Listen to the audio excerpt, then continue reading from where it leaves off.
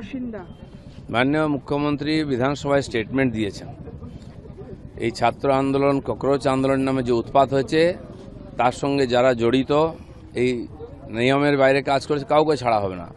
উনি বলেছিলেন 16 জনের লিস্ট আছে, কে কোথায় নামও বলেছেন, অ্যারেস্ট হচ্ছে এবং গুন্ডা দমন যে নতুন আইন হয়েছে সেই আইনে এদের বিচার হবে এবং কাউকে ছাড়া হবে না। যে যা ইচ্ছা করবে পশ্চিমবাংলায় এটা আগে যেগুলো হয়েছে তারও বিচার হবে।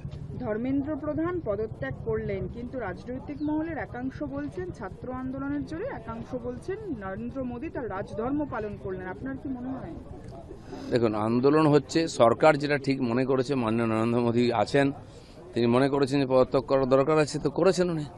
সরকার সব রকম চেষ্টা করেছে, কথাবার্তা বলেছে, অনশন ভাঙার জন্য মাননীয় নাড্ডাজি নিজে গেছেন হসপিটালে এবং বারবার মিটিং হয়েছে। তো ওদের কথাবার্তার মাধ্যমে ছাত্রদের সঙ্গে যেভাবে ব্যবহার করা উচিত, ইমোশনাল ওরা, সরকার সব রকম রাস্তা খুলেছে, ব্যবহার করেছে, তাদের দাবি মানার চেষ্টা করেছে। তো আর যেটা মনে হয়েছে সরকারের আজকে প্রয়োজনে সেটা করিয়েছেন ওনারা। কিন্তু দিল্লির রাস্তা গত প্রায় এক সপ্তাহর বেশি যে ছবি দেখছে, এটা কি আন্দোলনের ছবি বলে মনে হয়? দিলীপ ঘোষ তো দীর্ঘদিন রাজনীতির সঙ্গে যুক্ত। না, এটা আন্দোলন নয়, এটা তো উৎপাত। এটা দেশের সব মানুষ বুঝে গেছে। সরকার সেই জন্য কোনো কড়া স্টেপ নেয়নি।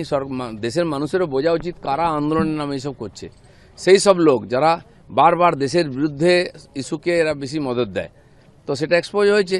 সরকার তার কাজ যেটা করা সেটা করেছে।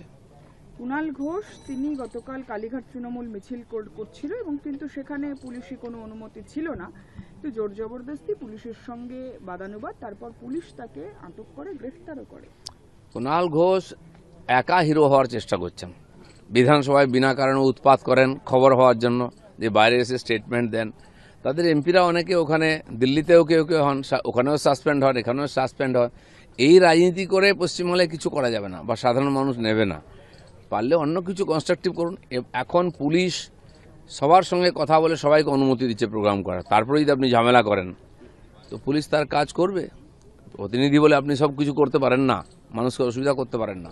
প্রতিকুল রহমান তৃণমূল সিপিআইএম থেকে তৃণমূলে গেলেন, কিন্তু তিনি সমাজ মাধ্যমে পোস্ট করলেন, যে গতকালই পোস্ট করেছেন যে এই ছাত্র আন্দোলন বা এই যে প্রতিবাদ, সেই প্রতিবাদে হ্যারাস করা হচ্ছে বেশ কিছু ছাত্রছাত্রীদেরকে পুলিশি তলবের নামে। যাদের যাদের পুলিশি তলব করবে বা যাদেরকে এই হ্যারাস করা হচ্ছে তাদেরকে তিনি আইনি সহযোগিতা দেবেন। উনি ছাত্র আন্দোলনে নেতৃত্ব দিচ্ছেন না কেন? যদি মনে করছেন এটা ছাত্র আন্দোলন, এত বড় নেতা, এ পার্টি ও পার্টি, যে পার্টিতে যাচ্ছেন সেটা ডুবে যাচ্ছে। এখন এই ছাত্র আন্দোলনকে ধরে কি ভেসে থাকার চেষ্টা করছেন? সেজন্য আইনের পথে চলছে, পুলিশ আইনের কাজই করবে, আইনের বাইরে যে যাবে আইন তার বিরুদ্ধে যা করার করবে। इसमें कांग्रेस जनता पार्टी की जीत हुई कि राजधर्म का पालन हुआ? नहीं, कोई तो बोलता है राहुल गांधी का जीत है, किस किस का जीत है वो अपना हिसाब किताब करे। सरकार ने भरपूर प्रयास किया आंदोलनकारियों के साथ बातचीत करके समाधान करने के लिए, लेकिन उनका मनसूबा दूसरा था। लेकिन अब व्यवस्था निर्माण हो रहा है। माननीय प्रधानमंत्री जी को लगा कि धर्मेंद्र जी को पता करना चाहिए, उन्होंने बोला होगा, किया है। सरकार हर प्रकार सब लोगों को साथ लेकर विकास की तरफ जाना चाहती है और हर चीज को बातचीत के माध्यम से समाधान करना चाहती है, उसी दिशा में काम हो रही है। प्रहलाद जोशी को नए एजुकेशन मिनिस्टर बनाया गया है, वो तो ठीक है, किसी को तो जिम्मेदारी देना पड़ेगा। शायद मंत्रिमंडल का विस्तार भी हो सकता है, उसमें कुछ बदलाव भी हो सकती है, चर्चा चल रही है, तो बाकी सब ठीक होगा। लेकिन जो विकट परिस्थिति उन्होंने बनाया था लोगों को भ्रमित करके देश में एक अव्यवस्था निर्माण करने के लिए, उसको समाधान करने के लिए बातचीत के माध्यम से सरकार ने भरपूर प्रयास किया और जहां तक समाधान करना संभव हुआ।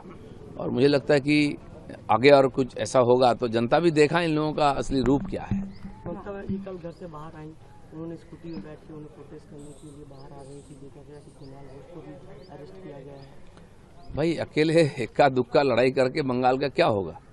जनता ने आप लोगों को नकार दिया है, अब शांति रही है कुछ दिन। अब अकेले हीरो बनने से क्या होता है? प्रियंका गांधी कह रही हैं कि ये जीत छात्रों की जीत है, अगर ऐसे ही अगर छात्र संगठन मजबूत रहेगा तो कोई भी सरकार है वो झुकेगी। छात्र कहाँ थे वहाँ? वो खुद छात्र है, न कि राहुल गांधी छात्र है, न कि और बाकी नेता जो स्टेटमेंट दे रहे हैं। कौन छात्र है? छात्रों के नाम पर कुछ लोग आकर उत्पात कर रहे थे, किसान के नाम पर, महिलाओं के नाम पर, ये सब करते रहते वो लोग। पीछे का कैरेक्टर वही रहता है, सब सामने का बैनर बदल जाता है। इससे देश का कोई हित होने वाला नहीं है और जनता को भी इनको मदद करने वाला नहीं है। मुख्यमंत्री शुभेंदु अधिकारी ने कहा था कि जो मीडिया पर आक्रमण किया है उनको छोड़ा नहीं जाएगा। और इसी समय देखा जा रहा है कि पुलिस जगह जगह पे नहीं, यहाँ जो छात्र आंदोलन के नाम पर पथराव हुआ, मीडिया पर्सन्स का ऊपर अटैक हुआ, कैमरा तोड़ा गया, आम आदमी का ऊपर अटैक हुआ है, तो ये कानून का खिलाफ माना जाता है। तो तुरंत इसका कार्रवाई हुई है। नया जो गुंडा दमन कानून हुआ है उसका आधार पर लोगों का और सबका पनिशमेंट भी होगा और कुछ लोगों का अरेस्ट भी किया गया और पूरी कार्रवाई जारी है, आगे तक चलेगा। तो आखिरी प्रश्न, ममता बनर्जी सोमवार को दिल्ली जाने की बात थी, लेकिन ये जंतर मंतर में प्रोग्राम खत्म हो चुका है, तो उनका कहीं से हमेशा ऐसा ही होता है, ममता बनर्जी जाने से पहले मामला खत्म हो जाता है।